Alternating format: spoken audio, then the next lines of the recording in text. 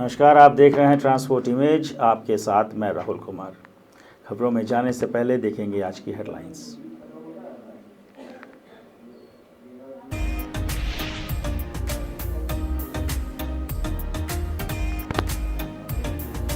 श्रद्धा हत्याकांड मामले में साकेत कोर्ट में जमानत की याचिका पर आज सुनवाई हुई। सुनवाई के बाद आफताब ने कहा कि वो अपने वकील से मिलना चाहता है। उसके बाद वो बताएगा कि वो याचिका लगाना चाहता है या नहीं।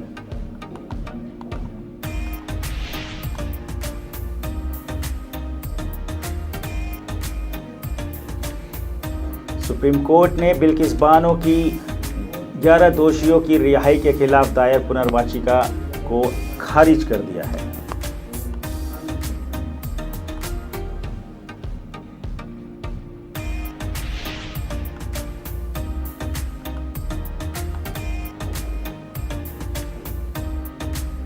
बिहार में खनन विभाग की लापरवाही के कारण राज्य सरकार को लगभग 355 करोड़ का चूना लगा है।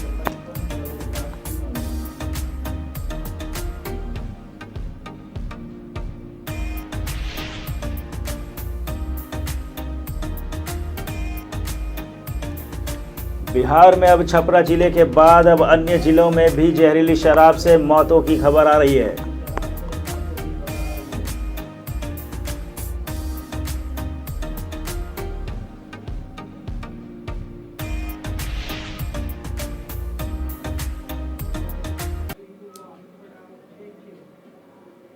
पश्चिम बंगाल की राजधानी कोलकाता में पूर्वी क्षेत्रीय परिषद की बैठक, केंद्रीय गृह मंत्री अमित शाह की अध्यक्षता में बैठक हुई।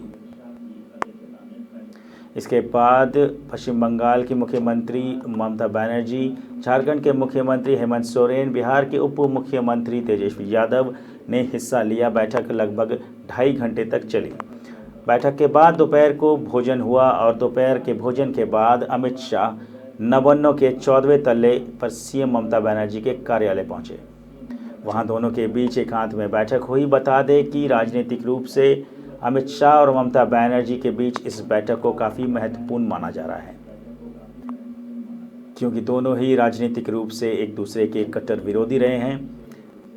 इससे पहले ईस्टर्न इंटरस्टेट काउंसिल की बैठक में आमने सामने हो चुके, लेकिन हाल के दिनों में यह उनकी पहली मुलाकात है। केंद्र और ममता के बीच लगातार विभिन्न मुद्दों को लेकर तकरार चल रही है, उसमें यह बैठक काफ़ी महत्वपूर्ण है। यह बैठक लगभग 20 मिनट तक चली। प्राप्त जानकारी के अनुसार इस बैठक में केंद्रीय एजेंसियां के दुरुपयोग, एक देश और एक पुलिस के केंद्र सरकार के प्रस्ताव को लेकर चर्चा होने की संभावना है। इसके अतिरिक्त बीएसएफ की अति सक्रियता को लेकर भी चर्चा होने की संभावना जताई जा रही है।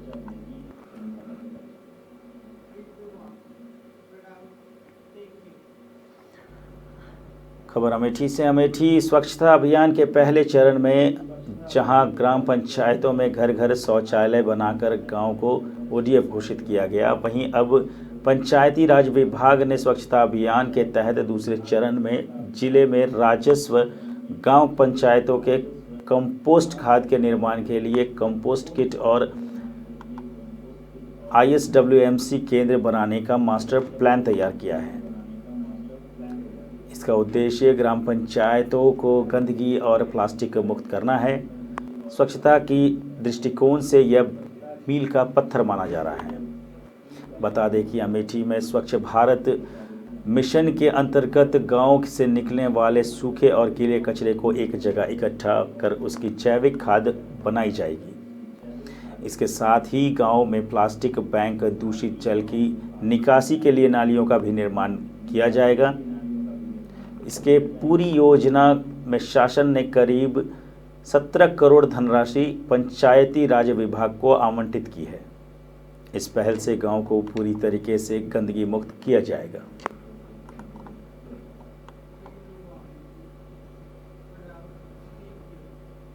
खबर नई दिल्ली से। नई दिल्ली में एक पत्नी से झगड़ा होने के बाद एक व्यक्ति ने शुक्रवार रात अपने 2 साल के बेटे को 3 मंजिला घर की बैल्कनी से नीचे फेंक दिया है।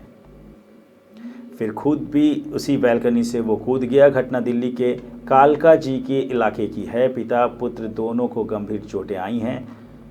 और उन्हें एम्स में भर्ती कराया गया है। पुलिस ने बताया कि मान सिंह और उसकी पत्नी पूजा पिछले कुछ महीनों से विवाद के बाद अलग रह रहे थे। पूजा फिलहाल अपने 2 बच्चों के साथ कालकाजी में अपनी नानी के घर रह रही थी। बीती रात मान सिंह पत्नी और बच्चों से मिलने आया था। जब दंपति में तीखी नोकझोंक हुई, पुलिस ने कहा कि गुस्से में वह अपने बेटे को बालकनी में ले गया और उसे 21 फीट नीचे कंक्रीट में फेंक दिया। इसके बाद खुद भी कूद गया। अस्पताल में भर्ती आरोपी की हालत फिलहाल स्थिर बताई जाती है, जबकि बच्चे की हालत काफ़ी नाजुक बताई जा रही है। पूजा की दादी ने आरोप लगाया कि मान सिंह शराब के नशे में आता था। पुलिस ने कहा कि मान सिंह के खिलाफ भारतीय दंड संहिता की धारा 307 के तहत मामला दर्ज कर लिया गया है।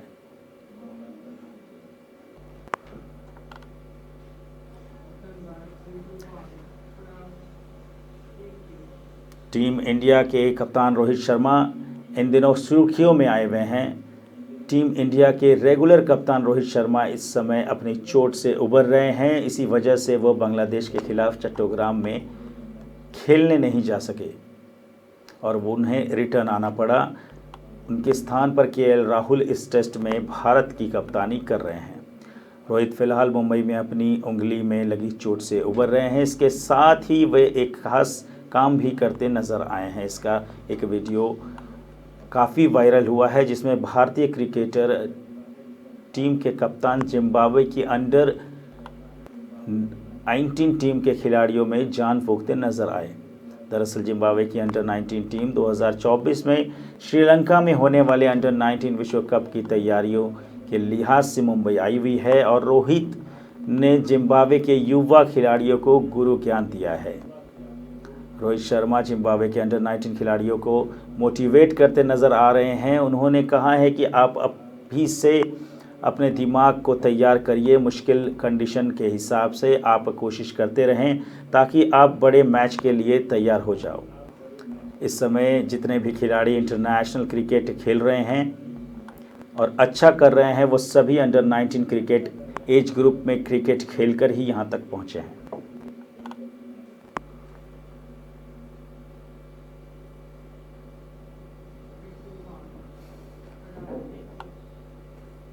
श्रद्धा हत्याकांड मामले में आरोपी आफ्ताब आमीन पूनावाला ने साकेत कोर्ट में जमानत की याचिका पर आज सुनवाई हुई है।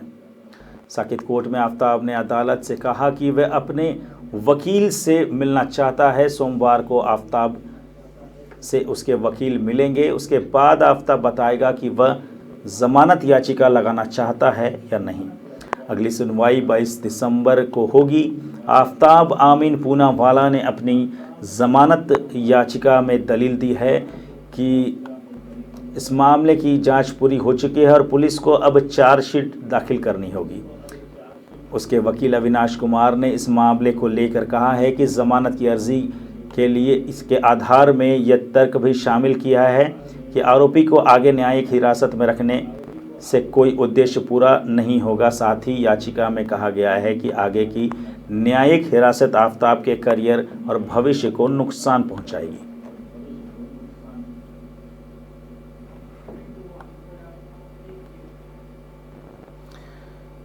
गुजरात में 2002 में गोधरा कांड के बाद हुए दंगों की पीड़िता बिल्किस बानो को सुप्रीम कोर्ट से राहत नहीं मिली है। बिल्किस बानो के दोषियों की समय से पहले रिहाई पर सुप्रीम कोर्ट अब कोई विचार नहीं करना चाहता। सुप्रीम कोर्ट ने बिल्किस बानो को 11 दोषियों की रिहाई के खिलाफ दायर पुनर्विचार याचिका को खारिज कर दिया है। सुप्रीम कोर्ट ने उस फैसले में कहा था कि गुजरात सरकार के पास 11 दोषियों की क्षमा आवेदना पर फैसला करने का अधिकार है, भले ही मुकदमा महाराष्ट्र में क्यों न किया गया था।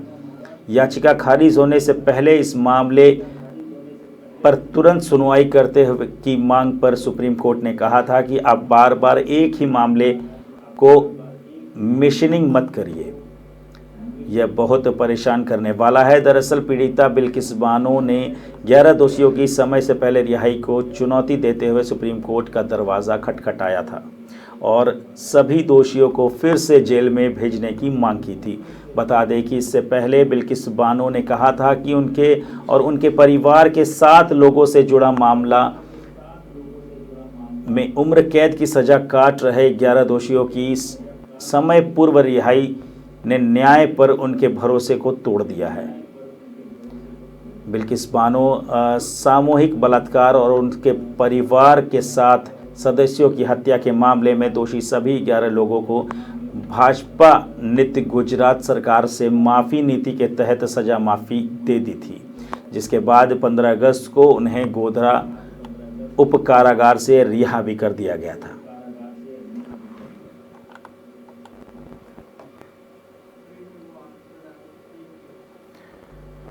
बिहार में नियंत्रण एवं महालेख परीक्षण यानी कैग की रिपोर्ट के एक बड़ा खुलासा सामने आया है।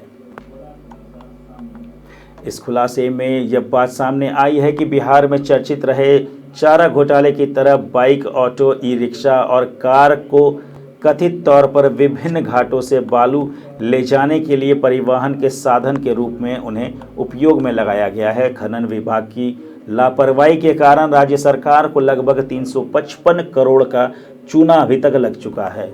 विभागों के बीच कोऑर्डिनेशन नहीं होने के वजह से बिहार सरकार को करोड़ों रुपए का नुकसान हुआ है। यह खुलासा नियंत्रक महालेखा परीक्षक की वित्तीय वर्ष 2020-2021 की रिपोर्ट में हुआ है। शुक्रवार को सीएजी की रिपोर्ट जारी करते हुए ये बताया कि 2020 के लिए खनिज राजस्व प्राप्त का मूल्यांकन, संग्रह और इसके लिए प्रयोग में लाई गई सभी प्रतिक्रियाओं की बारीकी से जांच की गई है। बिहार के 14 जिलों में बालू परिवहन के लिए जारी किए गए 2,43,811 ई चालान की जांच में लगभग 46,935 ई चालान फर्जी पाए गए हैं। इसमें bike, auto, scooter, car, ambulance और ई रिक्शा से बालू ढोई गई है, ये दिखाया गया है।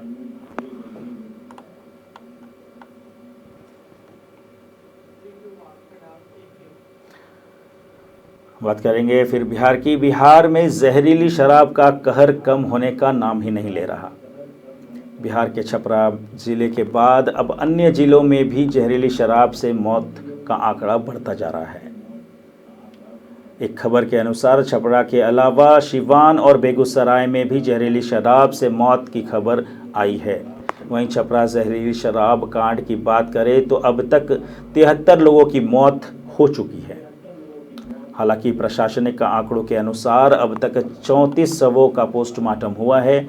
जिला प्रशासन की ओर से 34 मौत के आधिकारिक आंकड़े दिए जा रहे हैं। छपरा लगातार हो रही है मौतों से मृतकों के परिजनों के बीच कोहराम मचा हुआ है। सदर अस्पताल में अब तक 31 और पटना में 3 मरीजों की मौत हो चुकी है। जिला प्रशासन 34 मौतों का ही दावा कर रहा है, लेकिन गैर सरकारी आंकड़े दिल दहलाने वाले हैं, जो कहते हैं कि 75 से अधिक मौत की बात अब तक हो चुकी है। इन मामलों में सच्चाई भी है, क्योंकि अधिकांश लोगों ने बिना पोस्टमार्टम कई लोगों की लाशें को जला दिया गया है।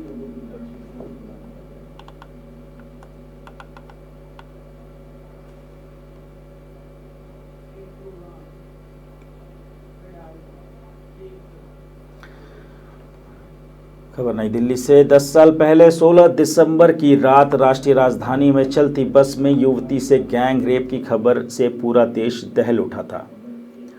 पीड़िता, जिसके बाद में निर्भया कहा गया था, उसे 29 दिसंबर 2012 को मृत्यु हो गई थी। उसकी मामले में 6 लोगों को आरोपी बनाया गया था। इस घिनौने मामले का असर ऐसा हुआ कि पूरे देश में सड़कों पर लोग उतर आए थे और दबाव में रेप के कानून में संशोधन भी किया गया था। वहीं करीब 8 साल बाद चारों दोषियों को फांसी दी गई। हालांकि कड़े कानून के बावजूद रेप के मामले में कोई कमी देखने को नहीं मिल सकी है। दिल्ली पुलिस के आंकड़ों के अनुसार 2012 में शहर में बलात्कार के 706 मामले दर्ज किए गए थे, जबकि कानून में बदलाव लाने के बाद भी ज़मीनी हकीकत ज़्यादा नहीं बदली है। 2012 में दिल्ली में औसतन हर दिन 2 बलात्कार के मामले सामने आए। दिल्ली पुलिस के आंकड़ों के अनुसार 2021 में यह संख्या प्रत्येक दिन 5 से अधिक हो चुकी है। वहीं शहर में 2076 मामले दर्ज किए गए हैं। 2022 में भी तस्वीर बेहतर नहीं नजर आ रही। 15 जुलाई के आंकड़ों के मुताबिक दिल्ली में इस साल 1100 रेप हो चुके हैं, जो 2021 की पहली छमाही के दौरान 1033 ही थे। राष्ट्रीय अपराध रिकॉर्ड ब्यूरो के आंकड़ों के अनुसार 2012 में भारत में 24,923 बलात्कार के मामले दर्ज किए गए थे। 2009 और 2010 की संख्या से थोड़ा अधिक था।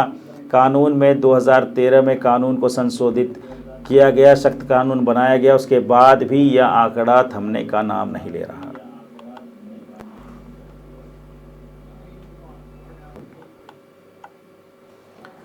दिल्ली उच्च न्यायालय ने शुक्रवार को दिल्ली सरकार को निजी गैर सहायता प्राप्त स्कूलों में समाज के कमज़ोर वर्गों के बच्चों को प्रवेश सुनिश्चित करने को कहा गया है। इसके लिए उपयुक्त समय की न्यायपालिका लोगों द्वारा उससे संपर्क करने का इंतज़ार किए बिना उन तक पहुंच बनाएं।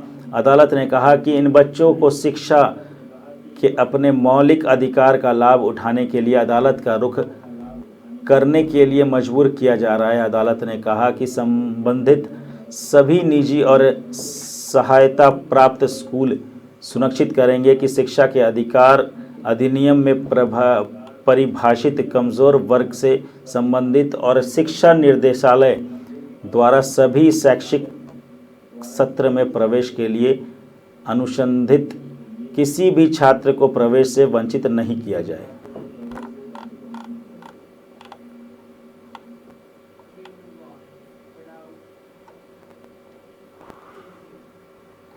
बात करेंगे झारखंड की। झारखंड के रांची के केंद्रीय जांच एजेंसी ईडी के रांची जोनल ऑफिस द्वारा झारखंड से कांग्रेस पार्टी के विधायक अनूप सिंह को पूछताछ के लिए समन भेजा गया है। दरअसल जांच agency ED Jharkhand money laundering case में शिकायतकर्ता अनूप सिंह से पूछताछ करेगी। विधायक अनूप सिंह ने 31 जुलाई को रांची स्थित आरोगोड़ा थाना में झारखंड के 3 विधायकों के खिलाफ 0 FIR के तहत एक मनी लॉन्ड्रिंग से जुड़े मामले में शिकायत दर्ज करवाई थी। दर्ज शिकायत के मुताबिक 30 जुलाई को कोलकाता से हावड़ा में 50 लाख रुपए के साथ गिरफ्तार तीनों विधायकों के खिलाफ मामला दर्ज करवाया गया था। साथ में ही आरोप लगाया गया था कि झारखंड में हेमंत सोरेन की महागठबंधन की सरकार को गिराने के लिए उन तीनों विधायकों को एक साजिश के तहत ये कार्रवाई की गई थी। आरगोड़ा थाने में उन तीनों विधायकों के खिलाफ धोखाधड़ी, भ्रष्टाचार निरोधक और लोक प्रतिनिधित्व अधिनियम के तहत मामला दर्ज करवाया गया था। ईडी के सूत्र अधिकारी के मुताबिक विधायक अनूप सिंह द्वारा दर्ज FIR के मामले पर पूछताछ करने के लिए उन्हें वहां बुलाया गया था। हालांकि कुछ सूत्र बताते हैं कि आरगोड़ा थाना में दर्ज शिकायत की बुनियाद पर वो सवालों के घेरे में है। लिहाजा जैसे जैसे इस मामले में तफ्तीश आगे बढ़ेगी वैसे वैसे इसके लिए आगे वो बता पाएंगे।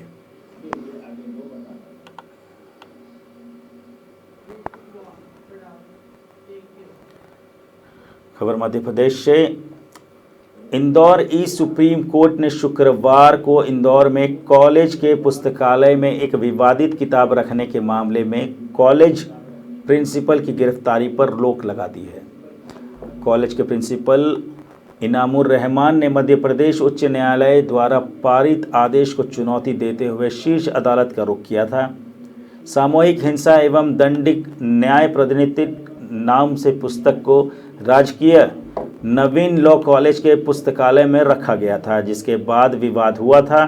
चीफ जस्टिस DI चंद्रचूड़ की अध्यक्षता वाली बेंच ने कहा, अगले आदेश लंबित होने तक प्राथमिकी के संबंध में याचिकाकर्ता की गिरफ्तारी पर रोक रहेगी। पीठ में न्यायमूर्ति PS नरसिम्हा ने मध्य प्रदेश सरकार और अन्य को भी नोटिस जारी किया था। इस महीने को शुरुआत में कॉलेज के एक LLM छात्र और अखिल भारतीय विद्यार्थी परिषद के नेता लकी अधिवाल ने विवादास्पद पुस्तक के लिए लेखक को तलब किया था।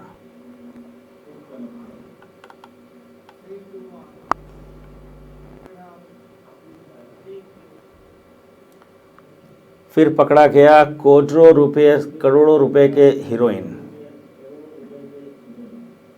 मामले में केनिया की एक महिला की हुई गिरफ्तारी। दरअसल चेन्नई अंतर्राष्ट्रीय हवाई अड्डे पर हीरोइन की तस्करी के मामले में सीमा शुल्क विभाग के अधिकारियों को बड़ी सफलता मिली है। यहां सीमा शुल्क के विभाग ने केनिया की एक महिला को गिरफ्तार किया है। महिला के पास से 900 ग्राम हीरोइन बरामद की गई है। सीमा शुल्क अधिकारियों के मुताबिक गिरफ्तार महिला के पास से बरामद की गई हीरोइन की कीमत करीब 6 करोड़ रुपए बताई जा रही है। सीमा शुल्क विभाग के अधिकारियों ने शुक्रवार को इसकी जानकारी देते हुए बताया कि महिला शारजाह से 13 दिसंबर को यहां पहुंची थी। संदेह होने पर उसे यहां अंतर्राष्ट्रीय हवाई अड्डे पर अधिकारियों ने रोक लिया। सीमा शुल्क के प्रधान आयुक्त ने बताया कि आरोपी महिला ने अपने मलाशय में हीरोइन को छुपाया था। उन्होंने बताया कि फिलहाल सीमा शुल्क अधिनियम 1962 के अनुप्रावधानों के तहत केन्याई नागरिक को गिरफ्तार कर लिया गया है। मामले में अग्रिम जांच की जा रही है।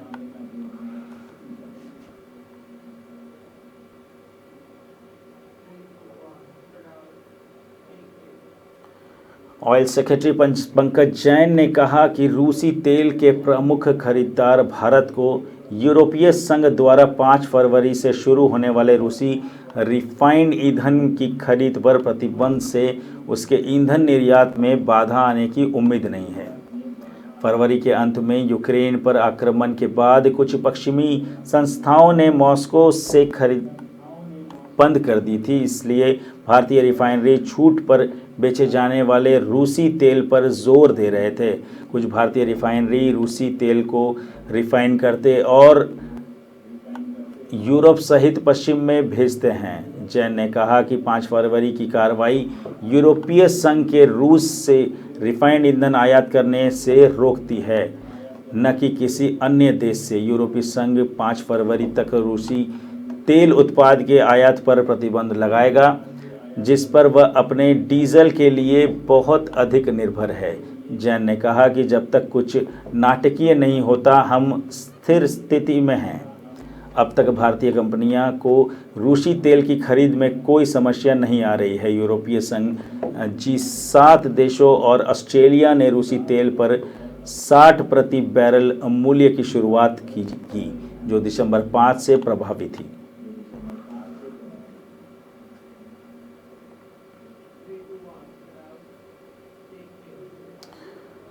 बात करेंगे हिमाचल प्रदेश की। हिमाचल प्रदेश में एक बार फिर से भूकंप आया है। देर रात भूकंप के झटके महसूस किए गए हैं। फिलहाल जान माल का कोई भी नुकसान नहीं बताया गया है।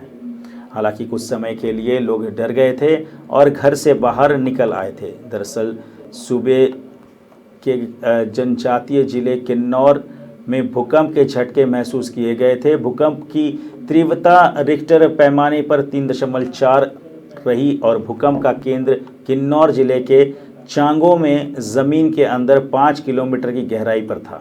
मौसम विभाग ने शिमला केंद्र मामले की पुष्टि की है। शुक्रवार रात 10:02 पे भूकंप के झटके महसूस किए गए हैं। कुछ सेकेंड धरती डोली। इससे पहले हिमाचल में कुल्लू और मंडी जिले में 16 नवंबर 2022 की रात 9:21 पर भूकंप के जोरदार झटके महसूस किए गए थे। रिक्टर स्केल पर भूकंप की तीव्रता 4.1 मापी गई थी। इसके केंद्र मंडी से 27 किलोमीटर उत्तर पश्चिम में जमीन के 5 किलोमीटर की गहराई में बताई गई थी।